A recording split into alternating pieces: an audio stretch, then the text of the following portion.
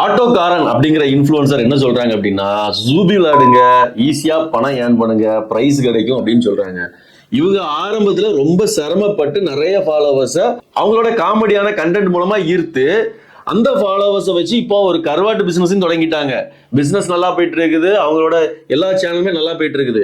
இந்த நேரத்துல அவங்களோட ஃபாலோவர்ஸ் எல்லாத்தையும் என்ன சொல்றாங்கன்னா, ஜூபி விளையாடுங்க, சம்பாதிக்கலாம், கார் வாங்கலாம், பைக் வாங்கலாம்னு சொல்றாங்க. அப்படி உங்களுக்கு ஜூபி விளையாடி கிடைக்கும் அப்படின்னா நீங்களே விளையாடி அதை சம்பாதிக்க வேண்டியதானே? எதுக்கு நீங்க சோசியல் மீடியாவுக்கு வரீங்க? அங்க கிடைக்கலங்கிறதுனால தானே வரீங்க. உங்களோட ஃபாலோவர்ஸை நீங்க அங்க விளையாட சொல்லி அவங்க பணம் இழந்து அவங்க கஷ்டப்படுறதுல உங்களுக்கு என்ன ஆனந்தம்? முன்னாடி எல்லாம் ஒதுக்குப்புறத்துல சீட்டு விளையாடினாலே போலீஸ் வந்து அரெஸ்ட் பண்ணி அவங்களுக்கு ஜெயில கொண்டு போடும். ஆனா இப்ப எல்லாம் மாடர்ன் உலகத்துல எல்லாமே மொபைலுக்குள்ளுக்கு வந்துருச்சு. வீட்டுல இருந்தே கேம் விளையாடி பணம் நஷ்டம் அடைஞ்சு தூக்கு போட்டு தற்கொலை பண்ணிக்கிறீங்க. எங்க பார்த்தாலும் கேம் ப்ரமோஷனா இருக்குது. கேம் விளையாட சொல்லி எப்படா காசு கிடைக்கும்? உங்களோட கான்செப்டே எனக்கு பிடிக்கல. இதை நான் தட்டி கேட்டா நீங்க என்ன சொல்றீங்க? அந்த கேமை தட்டி கேளுங்க, இந்த கேமை தட்டி கேளுங்க, அங்க போய் தட்டி கேளுங்க, அதெல்லாம் விட்டுட்டு ஏன் ப்ரமோஷனை தட்டி கேட்க அப்படிங்கிறீங்க. எனக்கு அதுவும் புரியலடா. நல்லது சொன்னாலும் நீங்க எடுத்துக்க மாட்டீங்க.